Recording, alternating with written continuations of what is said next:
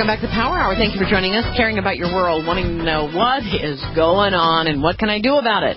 That's what it's all about, listeners. We're going to be talking to Anthony Gucciardi. He is the co-founder, editor of and an investigative journalist, accomplished investigative journalist whose activities have appeared on top news sites, read by millions worldwide. He has been taking a serious look at the pharmaceutical industry, the FDA. And he is also the founder of Natural Society. Natural Society, we'll let him talk about that and tell you more about what Natural Society is. It's naturalsociety.com. And I really appreciate him joining us today to talk about his favorite issue, which is Monsanto. Thank you so very much, Anthony, for joining us in the Power Hour today. Glad to come back. Favorite issue to talk about of your most unfavorite subject, I'm sure, correct? Absolutely. Yeah. How did you get interested in Monsanto? Well, it first started with a personal health concern. I'd heard of genetically modified organisms, which are what people refer to as GMOs. And Monsanto has a monopoly on the seed market, the genetically modified seed market, owning over 90% of the genetically modified seed industry, essentially, producing that much as well. So I started looking into it because, when we start playing with genetics, some concerns are raised because we don't know the long-term consequences. And just a few years ago, there wasn't as much information as there is now. And Monsanto wasn't as hated as they are now. Well, when you say some concerns are raised, I think a whole lot of concerns are raised regarding GMOs. I mean, nearly everything about GMO. There's not much in the way. Well, let's just say, okay, what is positive about a GMO? Virtually nothing. Even Bill Gates claimed that it would help fight world starvation, but a team of 900 scientists proved that to be incorrect, as well as another independent study. There's virtually no benefits, and to say that there are some concerns is an understatement. It's just that some people have a hard time understanding the vast nature of it that we're going to get into. It spans way more than personal health, too. It goes into environment and government corruption as well. How do they sell this to the public, though? How is it, or do they need to, since they have lobbyists that can do it for them? They don't sell it to the public. That's the key. There's no labeling for GMO foods in the United States, so you don't know they're eating GMOs. In fact, there was some polls, about 96% of people polled, and I believe it was a Ramison or poll or something like that, said they would not eat GMOs if they knew they were eating them. But I guarantee you about 90% or more of those people are eating GMOs unknowingly because it's not labeled, it's very tricky, and if Monsanto really wanted to sell it to the public, they would be okay with labeling, but they're absolutely not. Yeah, they don't want, if you're proud of it, hey, we're proud. We're GMO and we're proud. Well, it's not happening because there's something there behind this. The bottom line is, if somebody asks you, and you're standing at the grocery store line and you're talking about it, and if you said to somebody, that's got GMOs in it, and they said, what's that? What would you say to them in a kind of a 1 or 2 minute statement? I would say it's a genetically modified organism that goes into your body and unexpected and potentially harmful, well, actually harmful, changes can occur in your body, resulting in organ damage, sterility, and long-term consequences aren't fully understood. I mean, come on. Everybody in this line here is eating processed foods, and you're telling me that this is a problem? They wouldn't put it on the market if it was a problem. Well, look at aspartame. That's on the market, and that's known to cause spreading tumors. We have mercury in high fructose corn syrup in 1/3 of processed foods sampled. And mercury, of course, is toxic in absolutely all forms.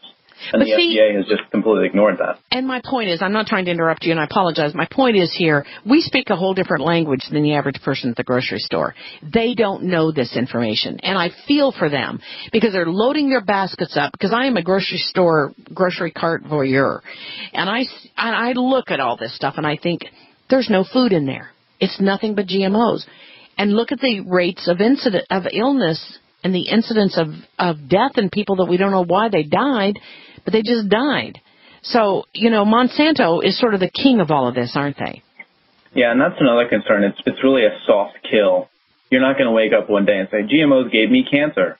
It just happens. It gives you serious complications, over a long period of time from eating them in conjunction with other things as well. And it's landmark, actually. Recently, Monsanto was sued in France for chemical poisoning due to one of their previous chemical concoctions, and that was Lasso, which caused a number of health issues in thousands of farmers, if not more. And just recently, they finally had to come to terms with that. It was from 2007, actually, they've been fighting. So they're starting to be held accountable. They just paid another $93 million fine. But if you take a look at this, there was recently a opposition forum raised by the Obama administration from the USDA about Monsanto's new 2 corn varieties.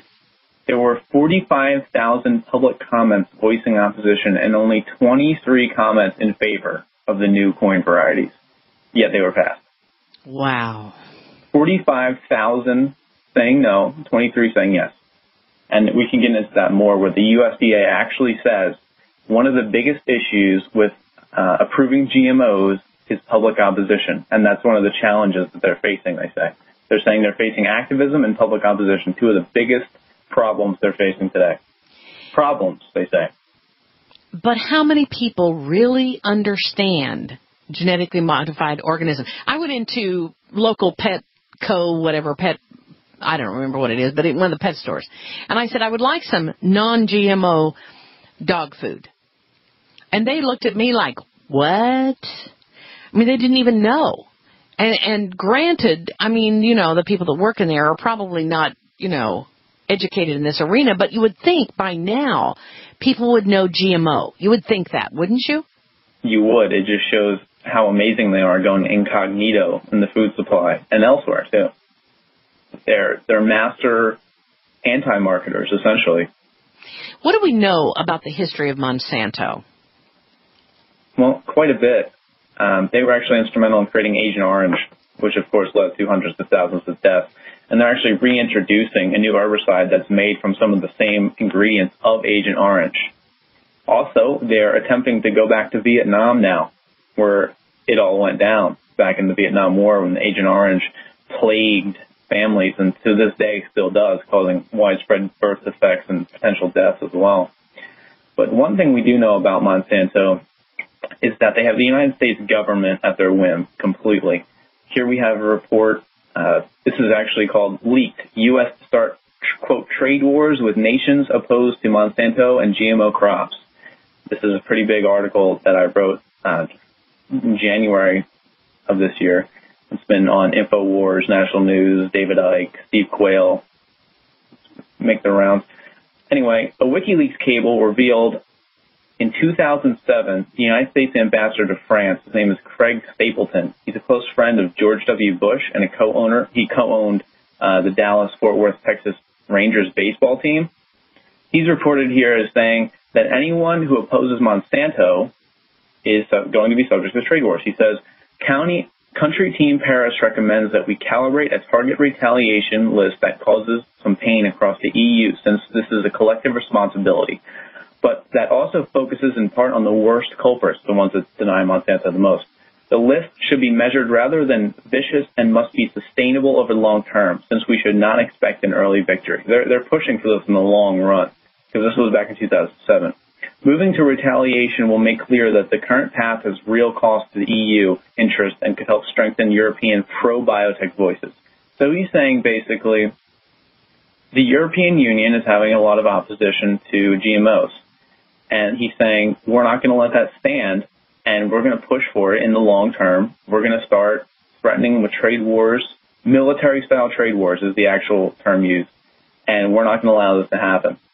And then it also goes on to say in this WikiLeaks cable that many, if not all, United States diplomats work, quote, directly for Monsanto, pushing the political agenda and commercial imperative of Monsanto companies. So, this is huge. What you're saying right now is like groundbreaking, like earth-shattering information. But when they refer to all U.S., it says, what was the term, U.S.? Diplomat.